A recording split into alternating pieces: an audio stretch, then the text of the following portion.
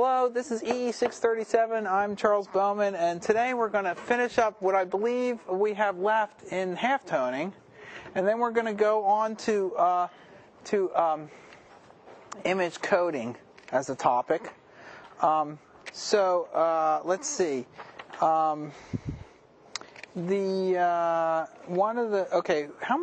much do we have left? So today's Monday, right? So it's this week and next, or is there a third week? No. So it's just this week and next. Okay, so we have 6 classes left, right?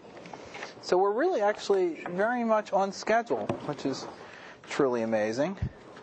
And I know you're probably wondering about the exams. I'm kind of holding things up at this point because they're waiting on me to get the exams graded. Okay, so this is the result of error diffusion with Floyd-Steinberg error diffusion. So if you go back and you kind of look at where we've come from here, and Floyd-Steinberg error diffusion is by no means the state of the art in error diffusion, but just from a very rough standpoint, it gives you the essential idea about what's possible. There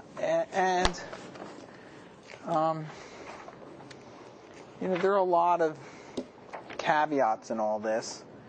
So this is void and cluster, which is basically a dispersed dot screen. This is a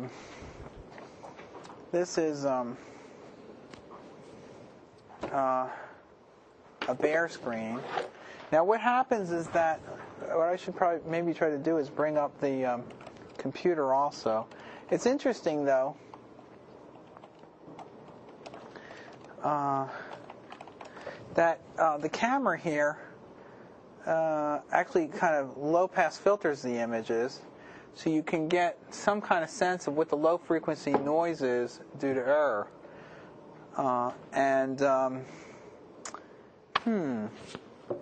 I wonder if we could do a quick experiment here. Let me get the. So this is a cluster dot screen. That's 8. Let's do 8, because that maybe is a little more fair. Right. It's not quite as bad when you look at it that way as it is when you look at it on the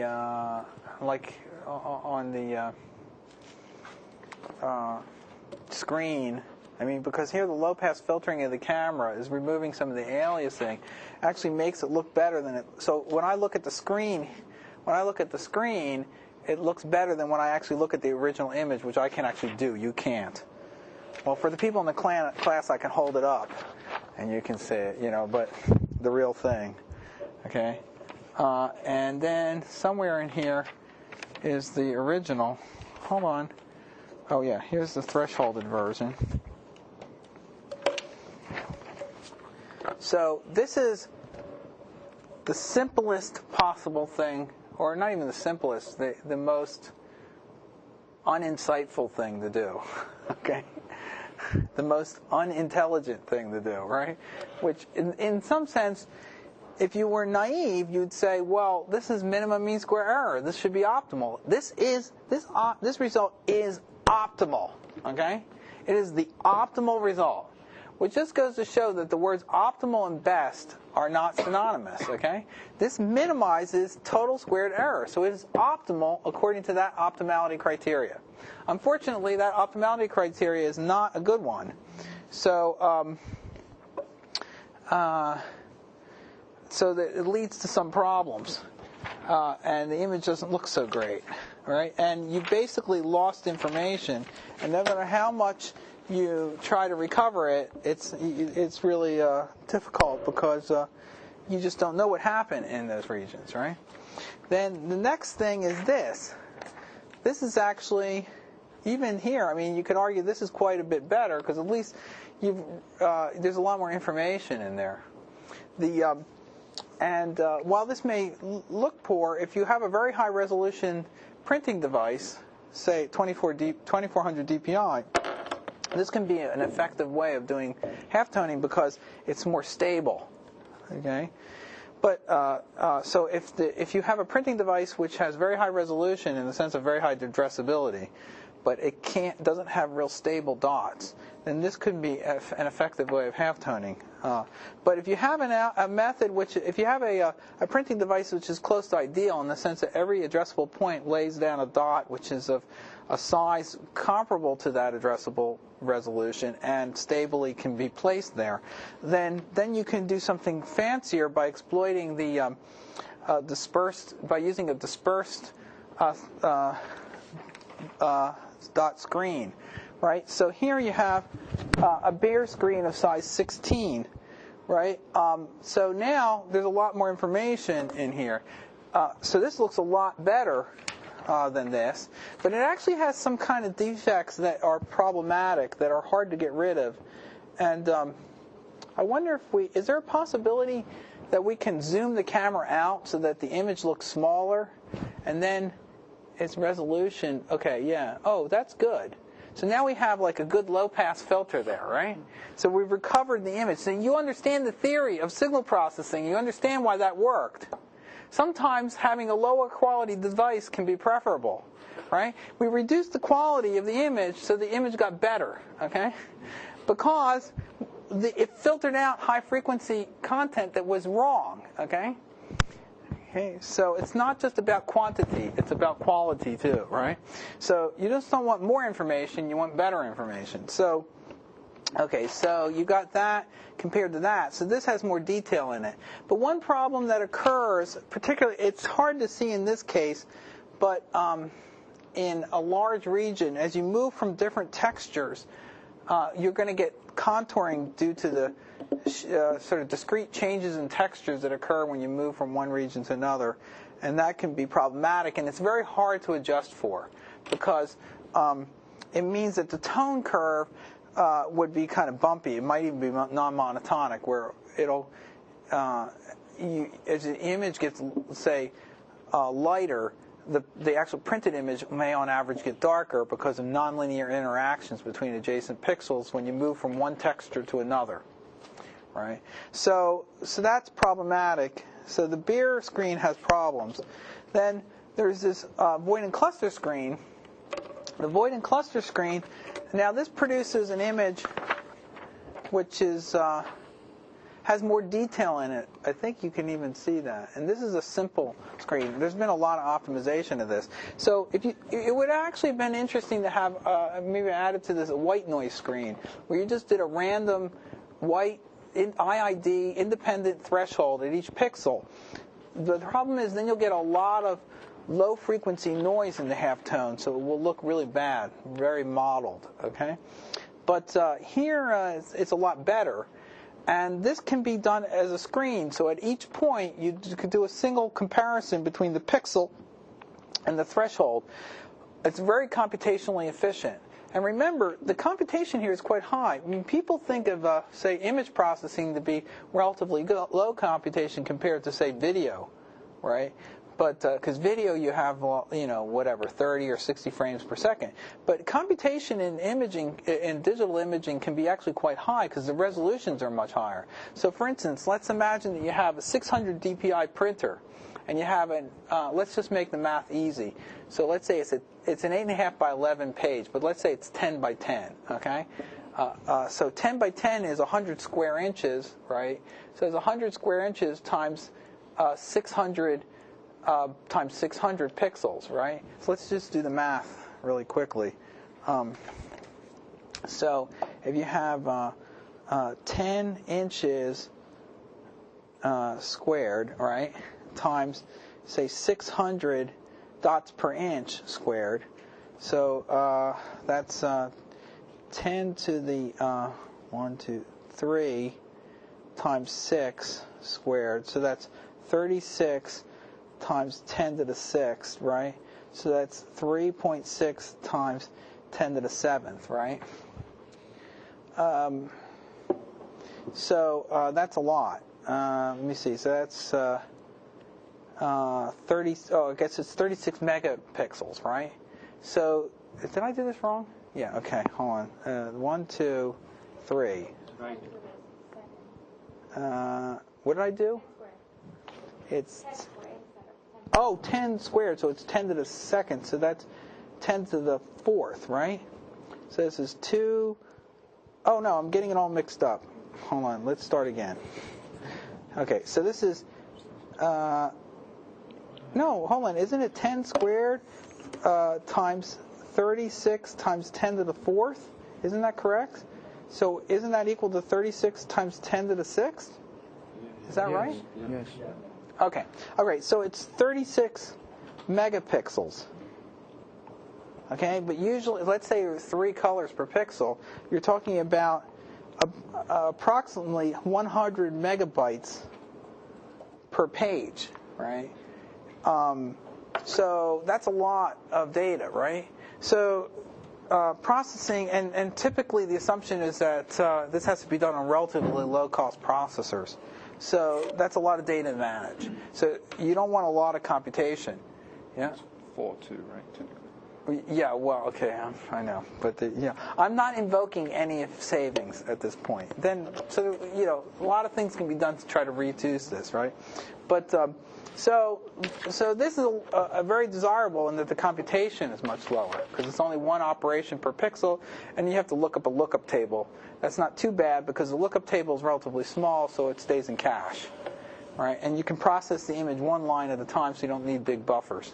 So, okay, but then if you're willing to pay an extra price, then what you can do is rather than having a pointwise operation, you can try to use neighborhood information. So you could try to design the halftone so that the neighboring pixels communicate with each other and try to find something optimal, right? And the simplest approach to that is error diffusion, and here you get quite a bit better result. So there was a period of time in the late 80s and early 90s when this was not a practical method for halftoning on real printers because the computation was too high. But this was practical. So this methodology was quite important in enabling the widespread use of inkjet printers. So that matters. I mean, that's a multi-billion-dollar market that was created because of this algorithm, essentially. Yeah. Professor, so I have a question about when compared to the original image. Mm-hmm. So I was wondering, are there any techniques applied to this original image that looks so good? Is that because that look as good as this? No, I mean the original image. How do you obtain this? Oh, how do I obtain this? Yeah. Well, I mean, I let the printer's native resolution is much higher than what I'm printing here. Okay. See, because what I've done is what I did is I did this halftoning manually, right? Mm-hmm. And then what I did is I told the print driver to print it at this physical size. Okay, so we can calculate it. This is 256 pixels, right? And I don't know what that is. That's 3 inches? Mm-hmm. Let's say it's 3 inches, right? So 256 pixels in 3 inches is how many dpi? So divided by, well, let's make it 2.5 inches, okay? So that would be, what's 2.5? So that would be 100 dpi, okay? So this is relatively low resolution. It might be a 600 dpi printer. It's probably at least. I think I printed this on the photocopier in the office. It's probably a 1200 dpi printer, okay? So this is way below the resolution. So it's making every one of my little pixels out of many of its. So it's almost like an ideal printer, right? In practice, you're printing at the native resolution of the actual device because you want to get, if you spend a lot of money for the hardware, you want to extract as much out of it as you can. What these algorithms are all about, right, is the trade-off between hardware and software costs, right, or algorithms. So the dumb solution, okay, is to spend a huge amount of money on a beautiful piece of hardware, okay, that costs some enormous amount of money and then uses really, really rudimentary algorithms. you can get the same quality of printing by using a lower quality piece of hardware and using fancier algorithms. The nice thing about the algorithm is once the algorithm is designed, the incremental cost per unit is 0, right? And then, if the algorithm requires additional computation, the increased cost per unit is whatever the computational burden is okay? But generally, computation tends to go down in price faster than other kinds of hardware, right? I mean, like gears, the fabrication of gears gets better with time as people have better materials and better methods of fabrication. But it tends to not go down as fast, and I'm actually going out on a limb here because I don't really know how fast the cost of gears goes down. But my guess would be that the cost of manufacturing a certain quality of gear does not go down faster than the cost of computation, okay? So if you can use fancy algorithms to get the same quality out of a lower cost piece of hardware, you've saved money. Everything is always a price-performance trade-off as an engineer, okay? There's very few times when the only thing you're concerned about is performance and cost is simply not a factor, okay? Well, virtually never, okay? So the always question you want to ask is, what performance can I get at what cost? And the cost may be in dollars, or it may be in man-hours, person-hours, or it could be in any other kinds of resource infrastructure. So so here I'm just printing at the native resolution of the device, and I'm using whatever the algorithm is that's been optimized for that hardware. And in general, when you print, okay, the device itself has been optimized. You just tell it what you want as output, and you don't do the halftoning yourself. You let the device do it because the device knows what halftoning works best with its hardware. So you just provide it what outcome you want in the form of a PostScript file that specifies what the color is supposed to be at each position, and the device figures out how to do it best. That's usually, you can override those things, but that's typically what works best, right? Because it's an integrated solution. So this is the error diffusion, and you can see, now there's better algorithms than this. The best halftoning algorithms, actually, error diffusion is a causal algorithm. So as you go down, you pick each new pixel based upon the previous ones, but you're ignoring the ones that you're going to put down in the future. So what you'd like to do is jointly optimize all the pixels relative to each other, right? So not just look at the past ones, but look at the future ones, right? And you can do that, but the computation is much higher. Yeah? One of the problems with Floyd-Steinberg is like the worm lines that start showing up. Right. Can we zoom in so we could see those? Can we zoom? That's because of the distribution of the errors being propagated forward? Yes. What would happen if you randomized the distribution of the errors as a function of spatial position? Would that help? Or it depends on, yes, it will help, but one-dimensional causal halftoning. Okay. One-dimensional halftoning is fundamentally limited. Okay. Now that said, I can't provide a mathematical proof for that because it's not true mathematically in the following sense. Okay. From a mathematical point of view, I can always select this pixel given the I can provide a mathematical proof. If I'm only knowledgeable about the pixel values beforehand, okay, I can't do as well as if I know what the pixel values after that were also, okay? So, you could do methods where you kind of look ahead and then go back, but in any case, the joint optimization it can always be better than the 1D. And you can see here, you get the same kind of contouring. You see, these are worm artifacts. You can probably see this. You see the worms going down from top to bottom and left to right. That's because the order of raster was like this. So if you go, there's a lot of things you can do to try to make error diffusion better. One of the methods for error diffusion that was developed here by Professor Albach, and is one of the state-of-the-art methods, is what's called what is it called? Hold on for a second. I'm blanking just a moment. It's called direct binary search? No.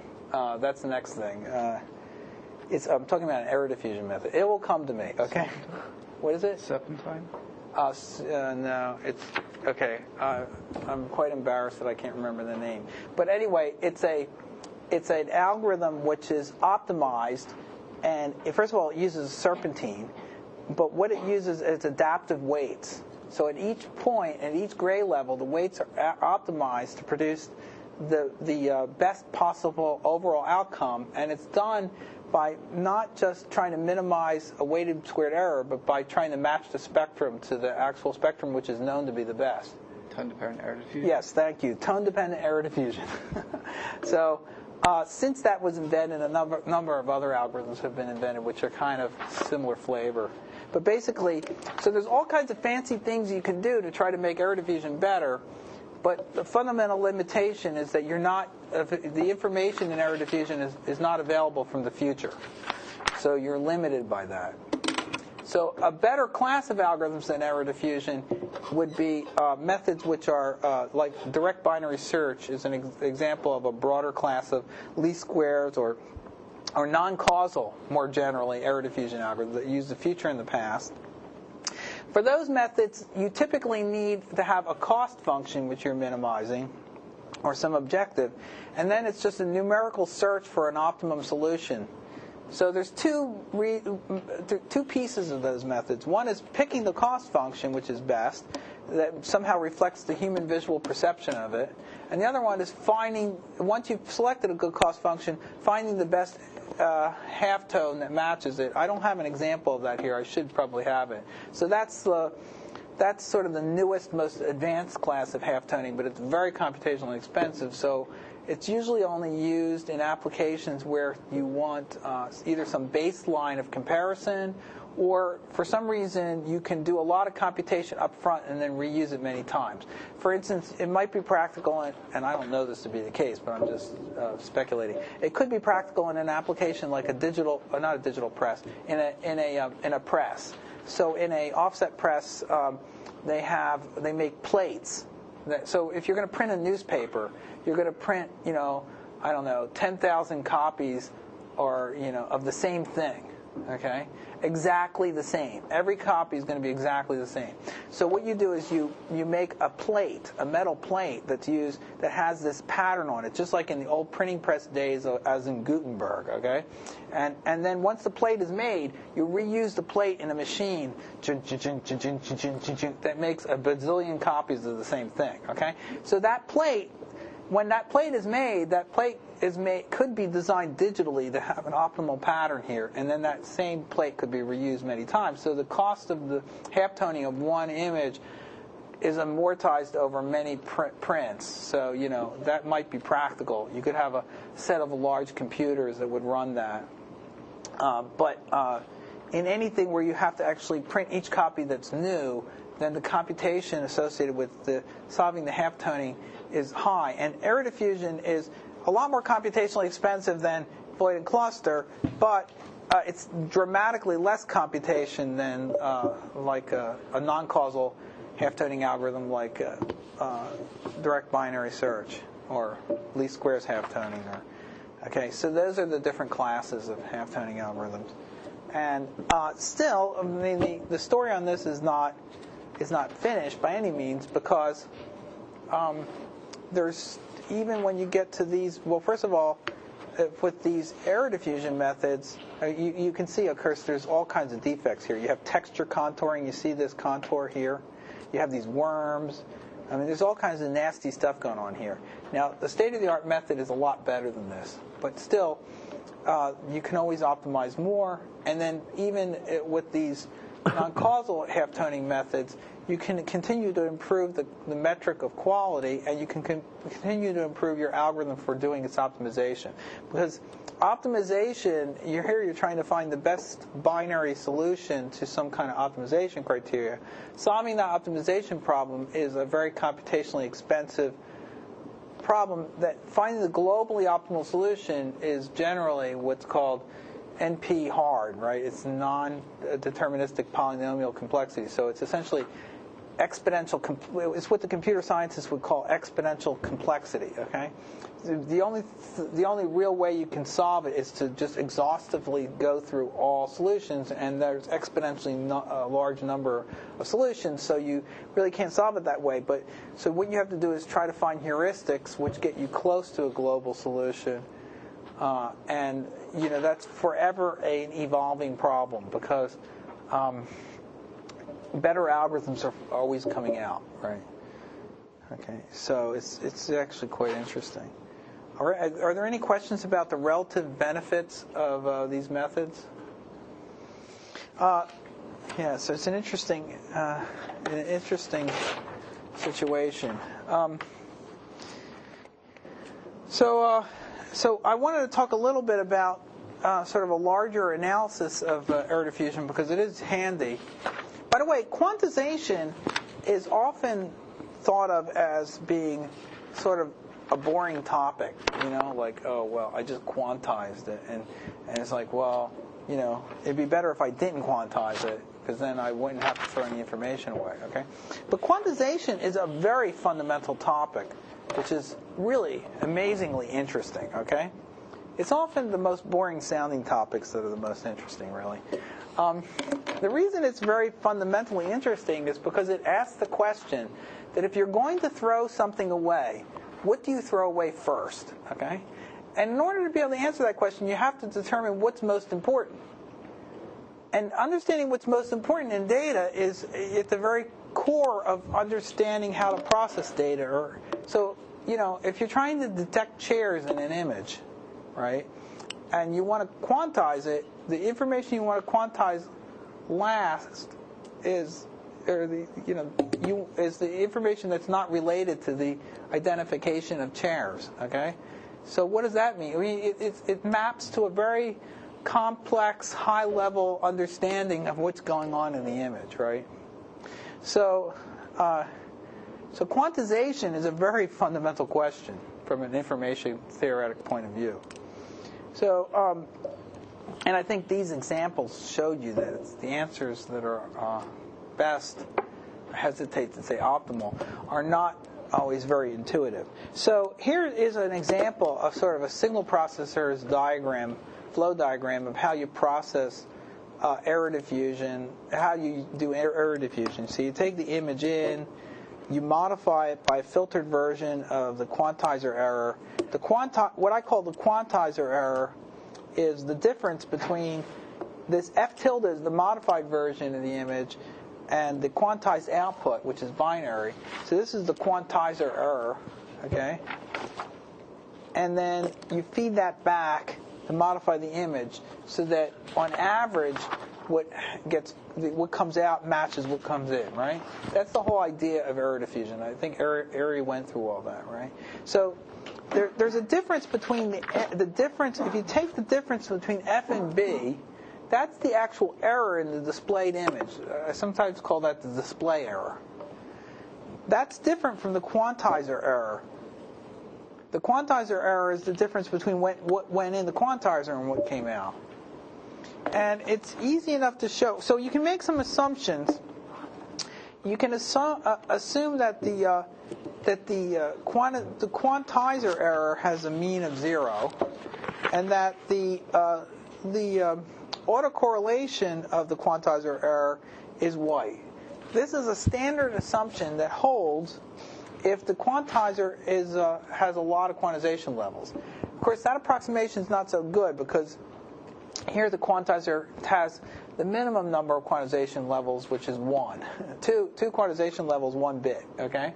So, but still, if we assume that the distribution of the noise is uniform, if the distribution of the error is uniform between 0 and 1, then the variance of the noise is going to be the quantization step size, which is 1, divided by 12, so it's 1/12.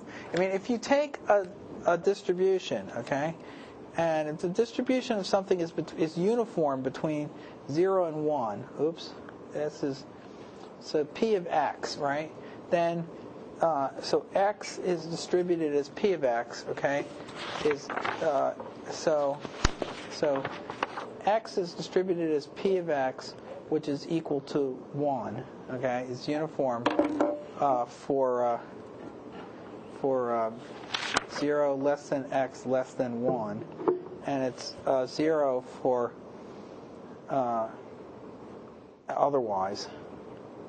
Okay, then the mean, the expected value of x, is equal to 1/2, and you can calculate that the variance of x is 1/12.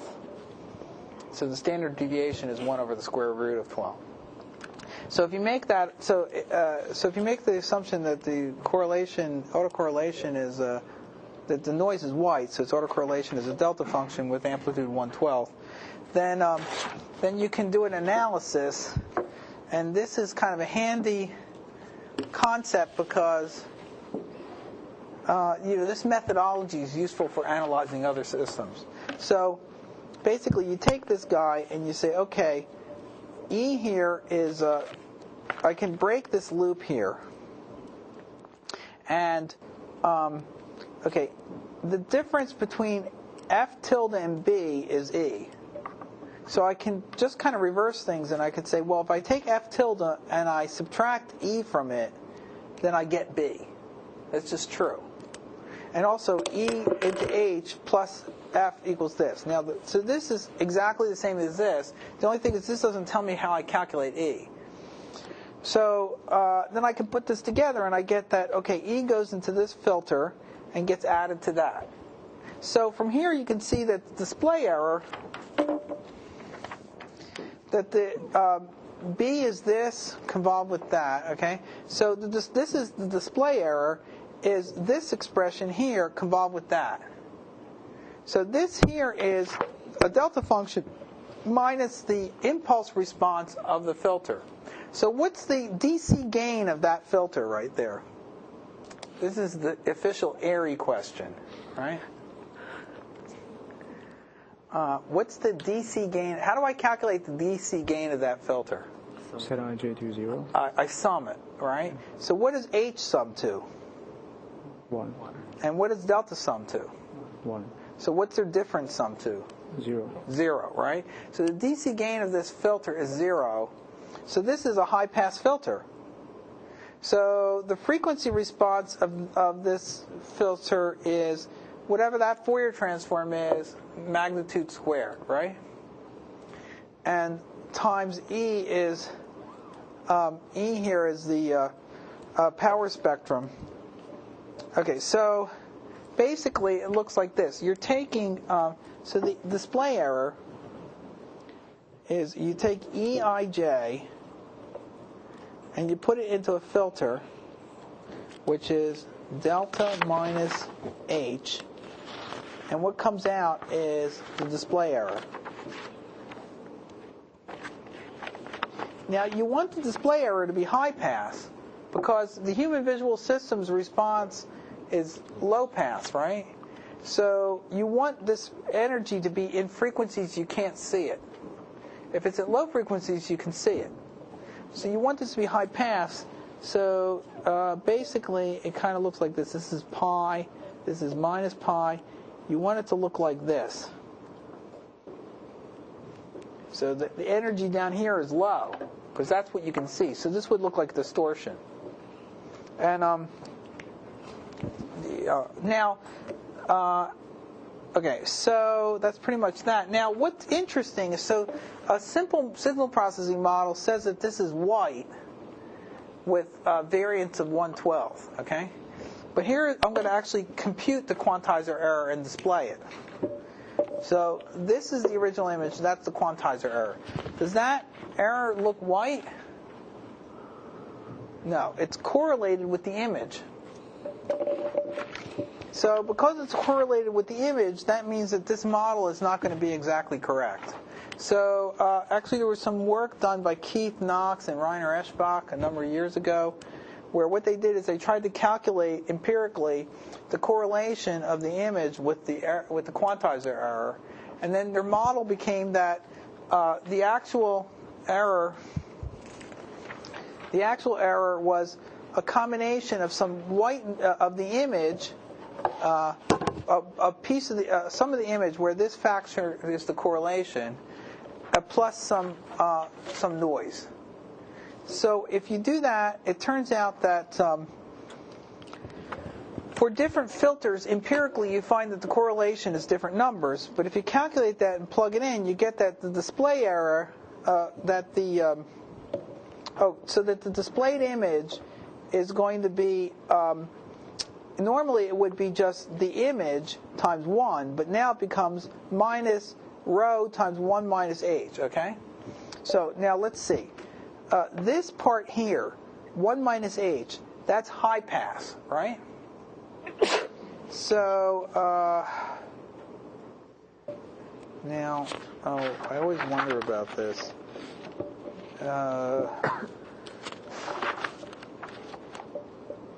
E, is that right? I think that this is wrong, and I keep forgetting to correct it.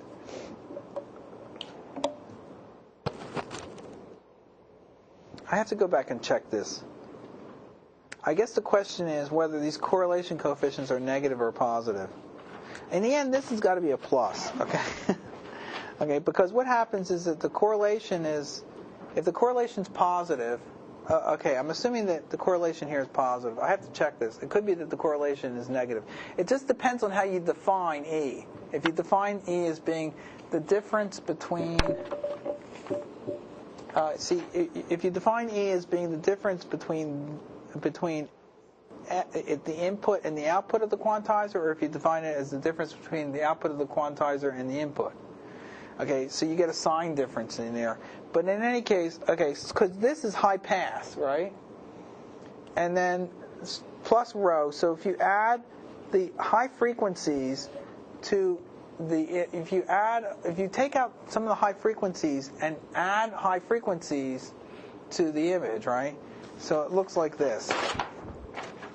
You have an image, f of ij, which can be represented in the frequency domain as f of uv, right? And that goes into, there's a straight through path, and then then you have a filter here which is high pass. And then you take the high pass image and you add it plus, and this is the gain, A, okay? And A here is, say, A might be between 0 and 1. It could actually exceed 1. You're going to increase the gain, because this thing here looks like this. Say this is 0 to pi. Let's say the high pass looks like this, right? And then here, this is so what ends up happening is the frequency response of the overall system looks like this. This is pi, this is 0. So you kind of get a bump in the frequencies.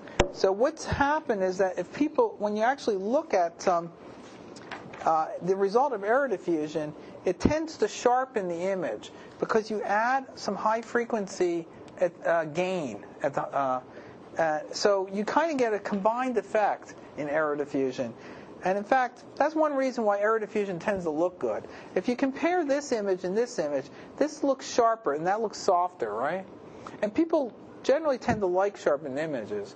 But if you sharpen an image too much, eventually what will happen is that you'll enhance the noise to a degree that people don't like it.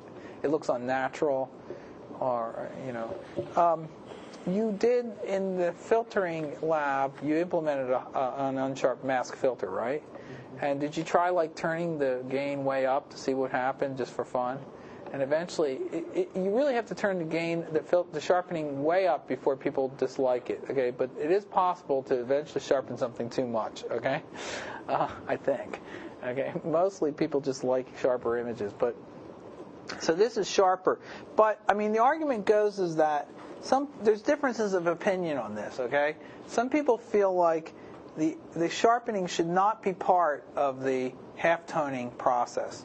That you should have halftoning and you should have sharpening, and that the two things should operate separately, right? So some people are opposed to the idea that the halftoning has sharpening built into it. And some people think, well, it's great. I mean, hey, you got more sharpening out of it. So, what are you complaining about, right? So it all depends on how your viewpoint is at. But in any case, it's important to understand that when you do error diffusion, you get, as a side consequence, some sharpening. And it's because of this effect that the quantizer noise tends to be correlated with the image. Okay.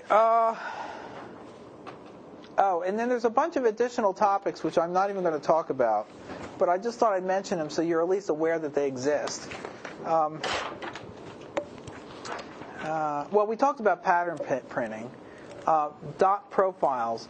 So one way of characterizing a halftone screen is by looking at what they call the dot profile. So if you take the dot profile, you take the halftone screen T of ij, and remember this is a tiled screen, so usually it's designed to work modulo some screen size. So if it's n, it's designed to repeat every n. So it's designed to be tiled like you would tile the floor of a kitchen.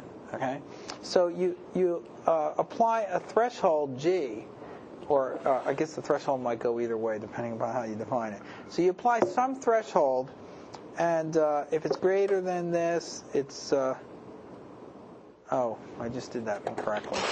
Okay, so if it's, I think it's Tij is, I think if we did it as G is greater than or equal to this, then it's 1, and otherwise it's 0. Okay, so this is the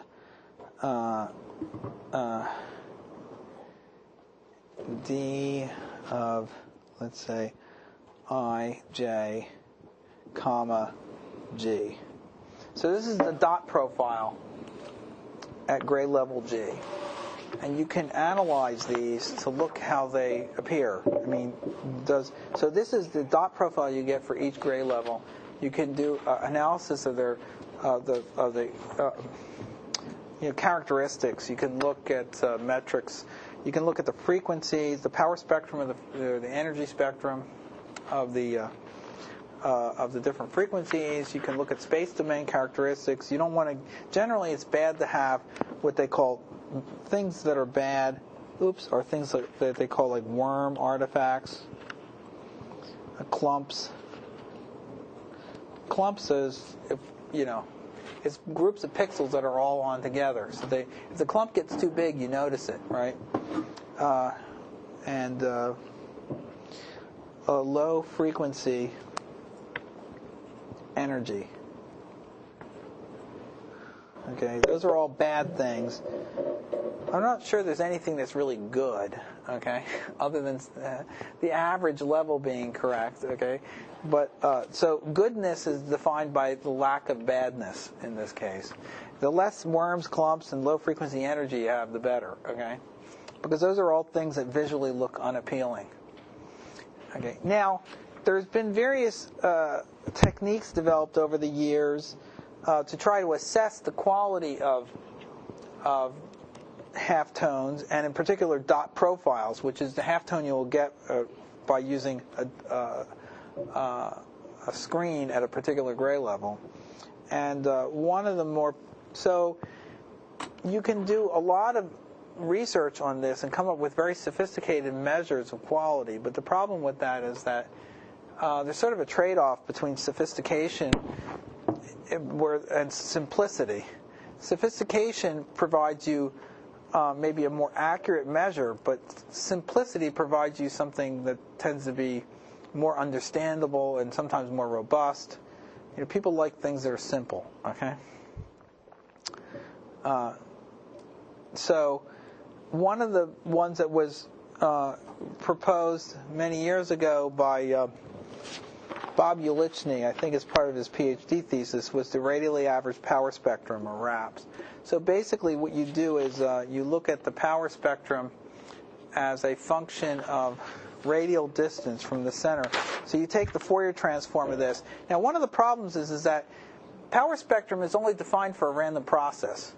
And the dot is a dot profile formed by this function here.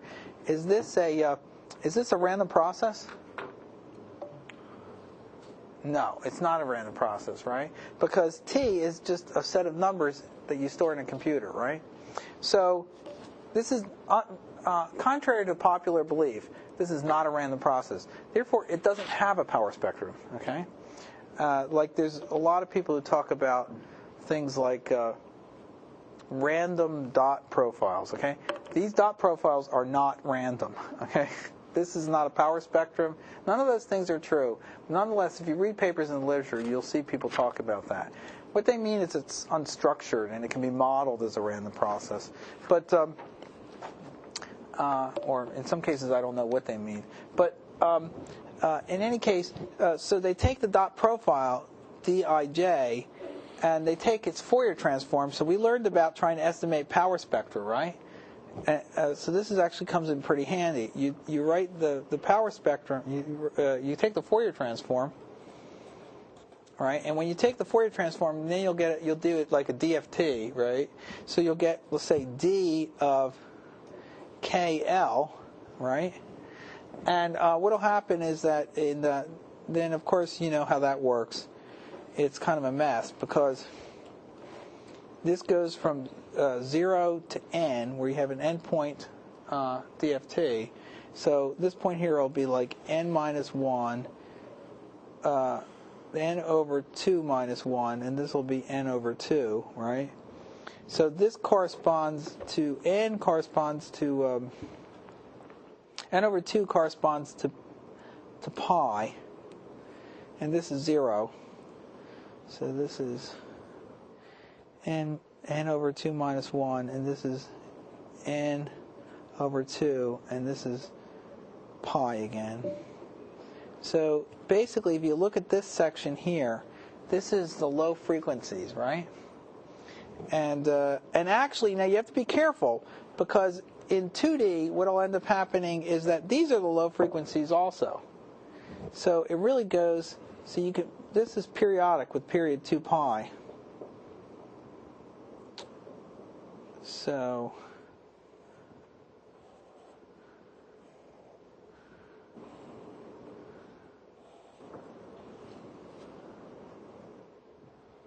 now, assuming it's a real valued signal that you're taking the transform, then there's conjugate symmetry, right?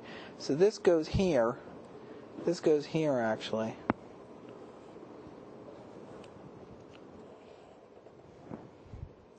And then if you know these, basically through conjugate symmetry, so if you know these two, you can calculate those two, because you knew it was a real valued signal. But you do need these two here, okay?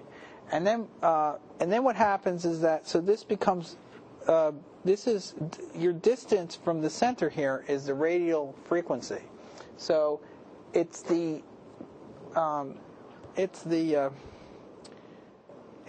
frequency. I mean, remember the angle here only determines the angle of the waves. Remember we did this?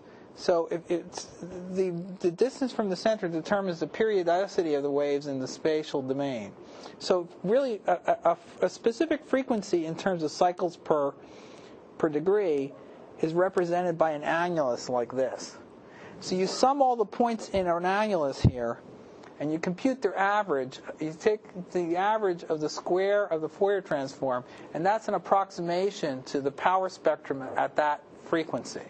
So this is what the radially averaged power spectrum does. Okay, and you can look up paper. I won't try to give you the fine details, but if you look up the original publications of Ulichny,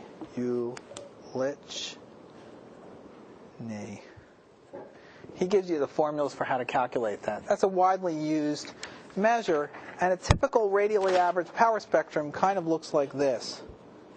The maximum frequency you can get is actually, you might think it would be, the maximum frequency would be 1/2, okay? Because pi, 1/2 corresponds to pi, right? Because 1 corresponds to 2 pi. So 1 is corresponds to a frequency of 1 cycle per sample, okay? So that's 2 pi in radial degrees. So pi corresponds to 1/2. we use this convention of radians in this class, but in this community, people would typically, if you said that it was a frequency of pi, they wouldn't really know what you were talking about. We would normally call that 1/2, okay? So the highest frequency you would imagine that you could get is 1/2. Oh, I'm running out of time. But in fact, you can get the square root of 2 times 1/2, because you can go all the way to the corner. So this point here is 1/2 times the square root of 2. And you get a frequency response which looks like this. Oops, or like this. And that would be desirable. So this is good.